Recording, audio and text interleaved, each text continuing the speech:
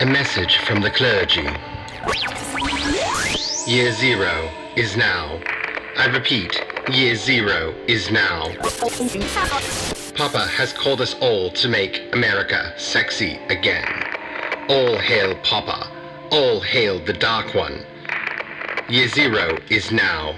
I repeat, year zero is now. Protect the bloodline. Save the bloodline. The blood is all. This has been your message from the clergy. Welcome to Project Shadow. I have something to say.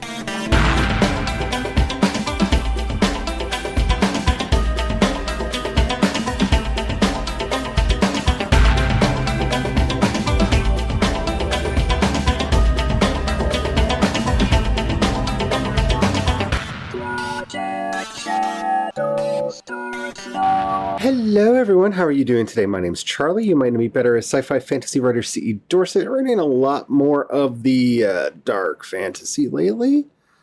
The dark urban fantasy especially. So, yeah, this episode was originally intended to be a full-on story episode, continuing on in the vein of what you just heard, and I decided not to do that. And that's actually what I wanted to talk to you about today. The reason I decided not to do it was not that I didn't like the story or the idea of it. It was I wanted to talk more about what it represented than I actually wanted to record the rest of the episode in that style. Because that's where kind of my fascination with this whole project is. Year Zero is Now is I think, particularly hilarious series of videos and posts that, to my knowledge, was started by Chris Vaughn on Instagram, and I will share a link to his account in the show notes, that posits the idea that the spirit of Papa Emeritus II has returned to run for president to make America sexy again. It is playing into a lot of the interesting story ideas that the band Ghost have created over the years, and is somewhere between a social commentary on where we are now as a country and just continuing this storyline. And yeah, the band. I said the band. That's where I got completely lost in thinking about this, because as I'm working on my own fiction, and I'm working on my own setting and story and everything involved there, I find myself more and more wanting to delve much deeper, into the heart of story and how story works. This has brought me to just an abject, not just fascination with, but admiration for how Tobias Forge and the rest have been able to create the story that is Ghost. I have on the streams on the YouTube channel referred to them as an ongoing ARG, an alternative reality game, and it really does feel that way. The story that they have posited of a world in chaos, of a dark church trying to bring about the end of days, or the end of days just happening to be upon us and trying to make the best of it, depending on your point of view. And the fact that it has brought this culture of celebration into being that has participated not only in the story, but has brought about cosplay, has brought about art, has brought about videos. I'm writing my own fanfiction series called His Dark Instruments, set in this world because I just have stories that I want to tell in it. All of that is born out of a very subversive idea that the Dark One, the Fallen, that Lucifer himself has brought a chosen bloodline into this world to bring darkness, decay, and death to the world. That the great Unmaker is here amongst us. The idea that this would bring about community, that this would bring about such a sense of fun and play that I have found in the fandom astounds me. And more than anything else, that is what kept me from actually doing the full episode that I wanted to do. Because I think we as writers can learn a lot about how to tell our own stories.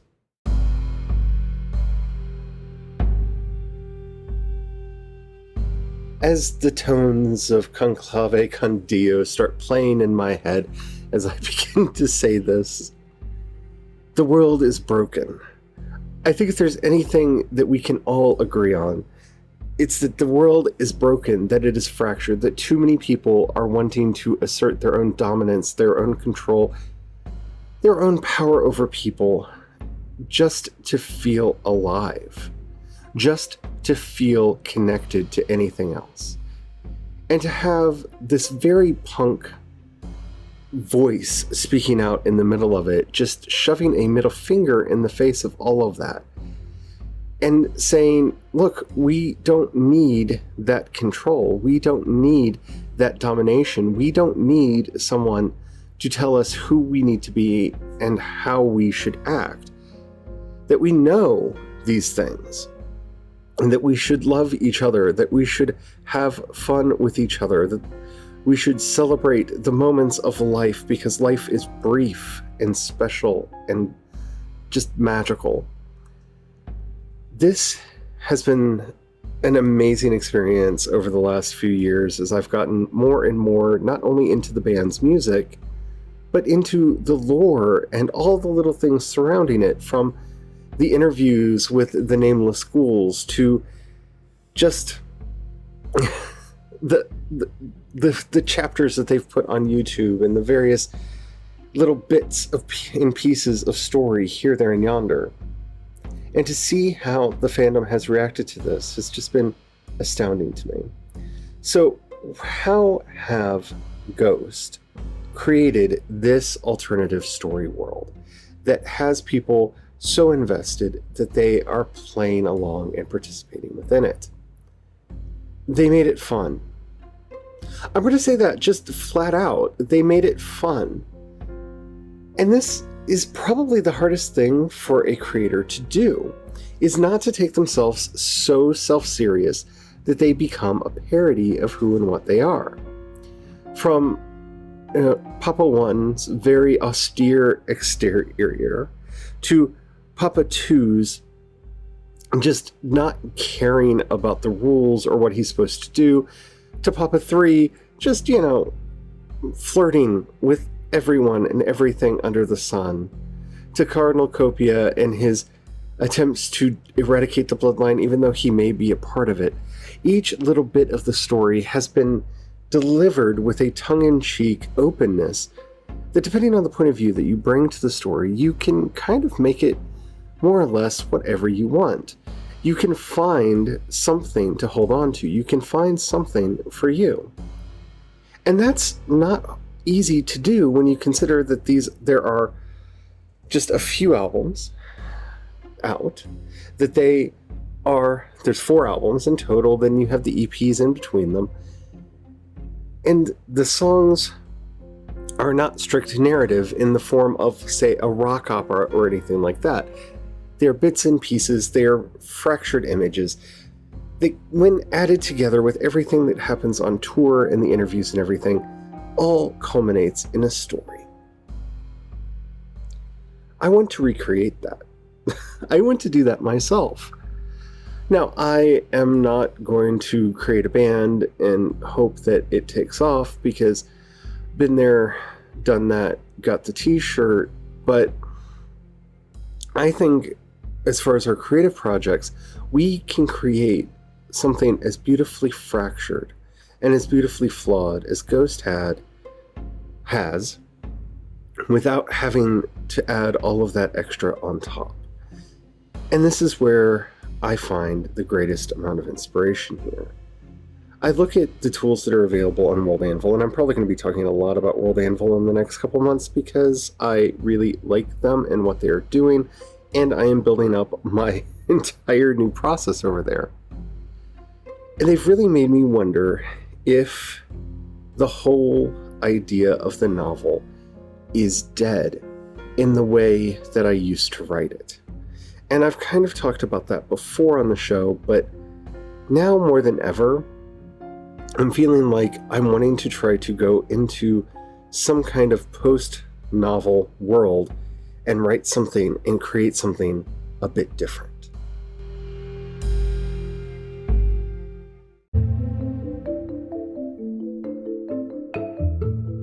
So how do you tell a story like this? How do you do what we're talking about? First of all, I think you have to be very aware of the parts that you're putting together. Now, I am not going to be eschewing standard narrative structure in any way, shape, or form, and I do believe that in the end, I will have novels that will be coming out that are kind of collections of parts, fragments of the overall story. But the main thrust, the main idea is actually in having this inhabited world that the characters live in, that it starts to feel real. And so what does it take to make a fictitious world feel real? Well, if Ghost has taught me anything, it's all about immersion. Their accounts take the world dreadfully seriously. And they don't break character. When they are in costume, when they are in character, they don't break character. They stay with the story.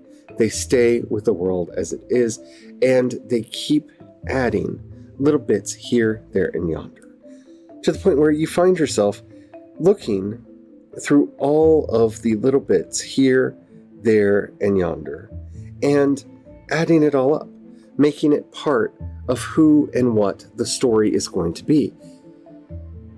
You find yourself adding it, seeking it out, trying to find it. And creating that sense of immersion is all about sparking curiosity. It's about sparking questions. It's about being tantalizing, and not in the horribly tricky way that advertising is tantalizing. If we really want people to become immersed in the worlds that we're creating, what we need to do more than anything else is to put out this basic idea that is simple enough to grasp, but complex enough that it makes you just think about it and hold it in your head. Now, how do you do that? How do you do that? That sounds so difficult. There's this idea in marketing that what people really want is something familiar yet different. It needs to be so familiar that they feel like they've already seen it, bought it, own it, but different enough that it makes them go, oh, but maybe I don't, and pulls them in. It's that push and pull of familiar yet different that really connects people to the work that you're doing. Again, the brilliance of Ghost. Their music is reminiscent of Uriah Heep and and Blue Oyster Cult and a lot of the bands from the 70s and 80s, but it's not their music. It's similar but different. It's similar enough that the first time you hear it, you think to yourself, have I heard this before? And then you realize, no, I haven't. But then you start questioning, why haven't I?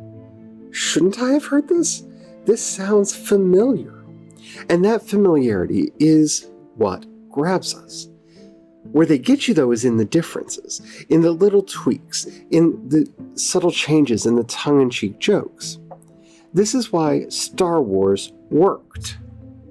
Star Wars became an international phenomenon because by that point, people were familiar with Buck Rogers and Flash Gordon and numerous books and serials that had been out to that point that had established this idea of what space opera looked like and felt like.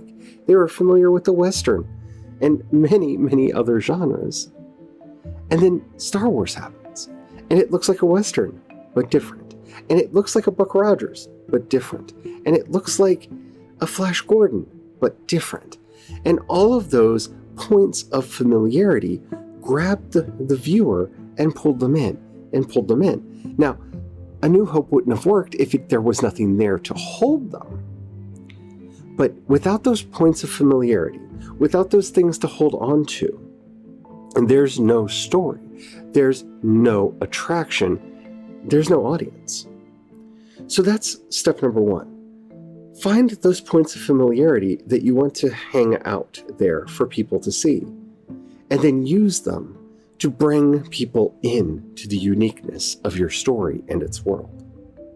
Don't be afraid. We're not trying to reinvent the wheel here. We're trying to make somebody want the cool new wheel.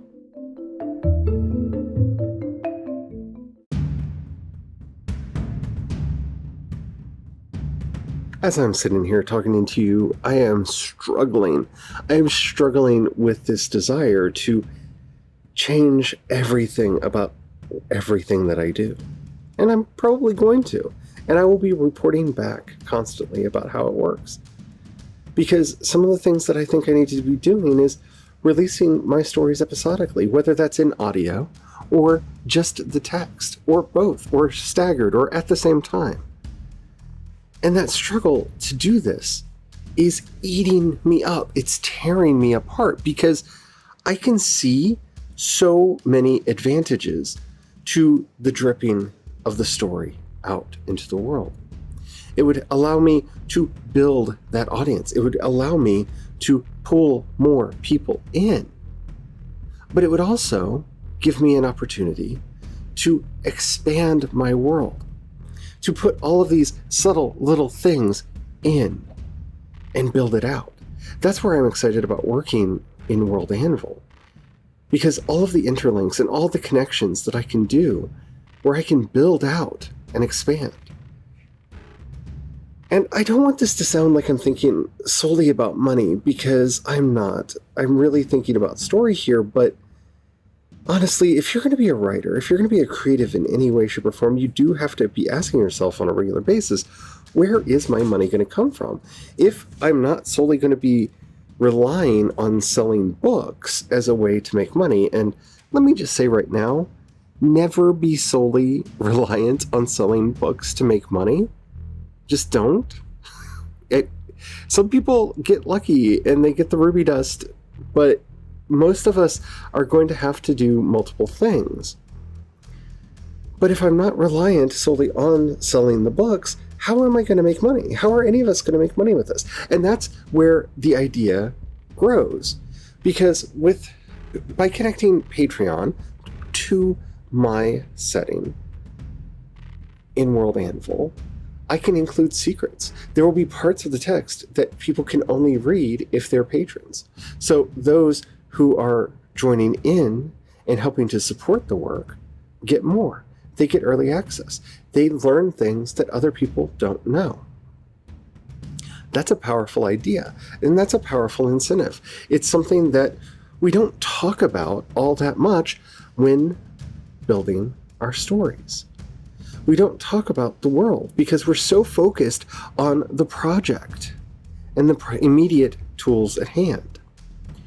And so that's what really excites me here is if you want depth, the more depth you want, the more invested you are, the more invested you actually become. And I don't know, maybe that's just me being lame, maybe that's just me being problematic, but I'm excited about this idea. I'm really excited about this idea. And I'm curious to see where it goes and how it develops from here. So I'm going to be changing everything. I think I'm going to give in to the desire to try to build an audience of engagement rather than just market books. Because as a writer, I want to try to do that. Because let's be honest, if we're really going to be honest with ourselves, the thing that we want deep down inside is people to care about the work that we're doing, not just to see a number next to our name.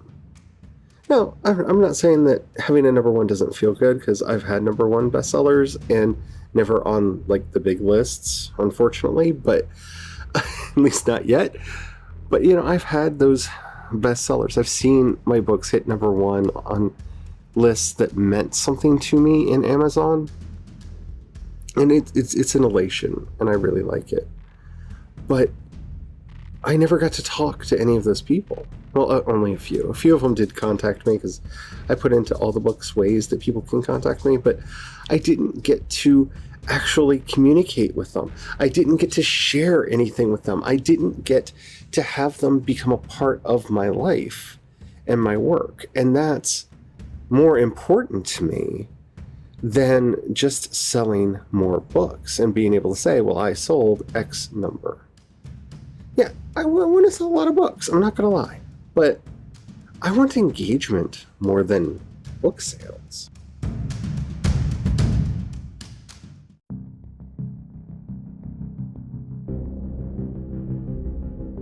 To me, Year Zero is about bringing down the powerful.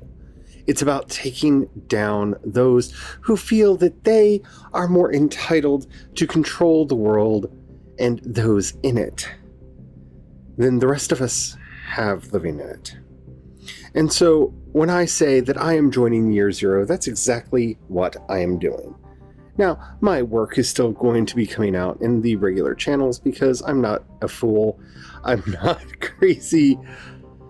Yeah, I realize that the majority of my sales will probably be through Amazon.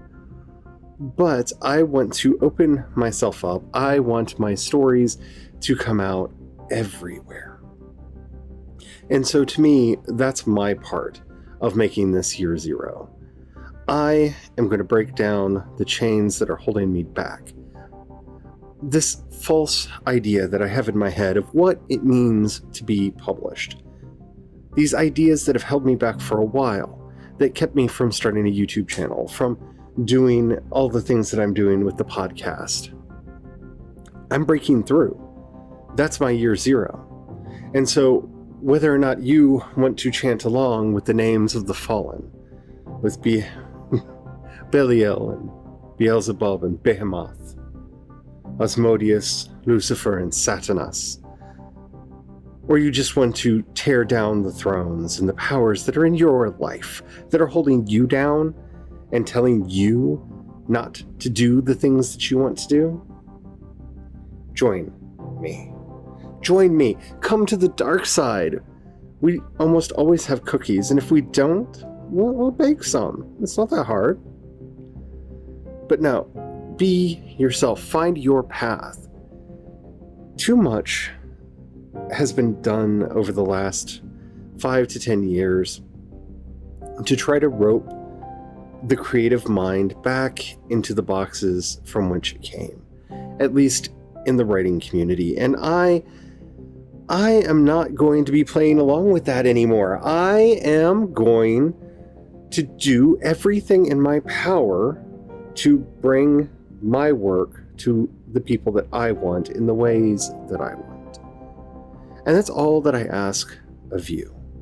So whether it be my strange art that goes up here, there, and yonder, whether it be my strange images or the things that I share or the things that I promote, I am going to raise my voice to remind the power that the fate of man is that of lice.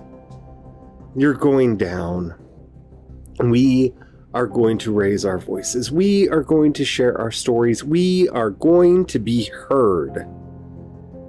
And so that's why I'm joining Papa to bring sexy back. Because this country needs to be sexy again. And being yourself is the sexiest thing that you can do. It really is. For all the people that worry about their hair and their nails and everything else, let me just say, it's authenticity that matters. It's being ourselves that matter. And that's what I want to see you all doing. And I want to hear from you. I want you to be part of the project. I want you to share your voice along with the rest of us. And that doesn't mean that you have to pretend to be a fan of the band if you're not a fan of the band, or to give into the dark imagery that the band uses if that's not your bag. Because, just to put it out there, I'm a Christian minister, y'all. I think that using the voice of rebellion in the face of power is important and powerful. And I would rather rule in hell than live under the authority structures that try to hold me back. And those authority structures aren't the businesses. They're the demons in my own head. They're my own personal nightmare. Is my Bob that tells me what I can and can't do. And I know we each have a Bob, and we need to tell him to shut up. So declare your own year zero. Let it start now. Whatever it is that you want to do, figure out easy, simple ways to start doing it and start pushing forward, and we will be strong and mighty together.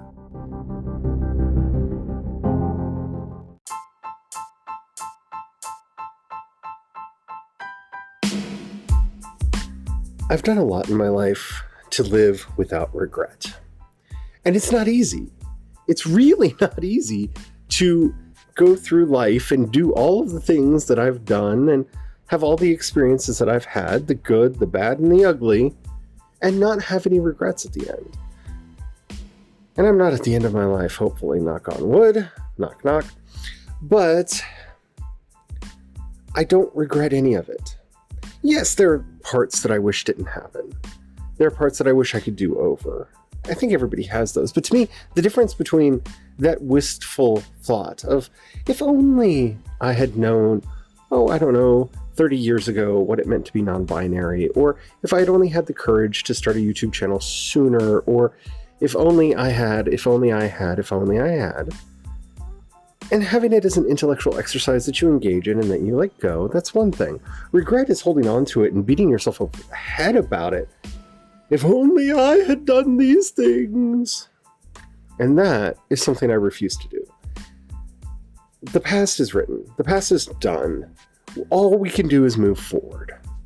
And that's, to me, the message of year zero. And that's what I'm doing. I have a lot of story ideas. I have a lot of strange and marvelous story ideas. And I'm going to play around with them, and I'm going to put them out, and I'm going to see what happens. I don't know what it's going to look like in the end. I just don't know. But we'll see. We'll get there. And Lord willing, we'll all be happier for it. So what's your year zero project? What are you doing? What are you starting? Let me know. Down in the show notes or wherever they are in the app that you're listening to me on, you'll find a link to the voice message system. Keep it short, keep it clean so I can use it on the show. I would love to hear from you. I do believe they cut you off at 1 minute, so you have to keep it short. If you'd rather hit me up on social media, I'm C. Dorset on pretty much everything. Instagram's the easiest place to get in touch with me, but Instagram or Twitter, you can find links to all of my stuff at projectshadow.com. While you're down there looking in them show notes, if you would like to be like Eva and Lauren and help support the project and everything that I'm doing, you can find links to listener support, to coffee for one-time donations, and my Patreon. Now, Patreon members are going to be given access to all of the stuff that I'm making. Yeah, it's all going to be there. That's part of the membership. And depending on which tier you join, how much access you get. And I'm really excited about that because there is so much I want to share. And there are so many stories I want to put out there. And this will open up that avenue for me and make it easier for me to do that. If you don't have any money right now or you don't feel like giving, that's all right. But if you like anything that I do, please share it. That helps out more than you know. Because really, the hardest part for any of us is to get people to know that we exist. Because there's a lot out there in the world. Alrighty. Thank you so much for listening. This isn't the episode that I had intended to do, but I think it's the one that I needed to do, and I hope it's the one that you needed to hear. We are going to declare our independence. We are going to move forward. We are going to make a brave new world together, and I can't wait to see everything that we create. As always, sorry for the sigh, but I wish I didn't have to keep saying this because I wish that we were actually changing things, that people in power would actually listen to us and not need us to call on the names of the fallen. So to everyone in power, to everyone in Congress, and in the governor's houses and in the legislatures around this country and around this world. We declare year zero on you because Black Lives Matter. Black trans lives matter. We are still saying her name. We remember what happened to Breonna Taylor and all the other women of color that have been murdered in this country by the cops. Keep up the fight, y'all. And until next time, I hope you get all your words written. I hope all your dreams find a way to be born into life. And most of all, that you don't forget to have the fun. Bye.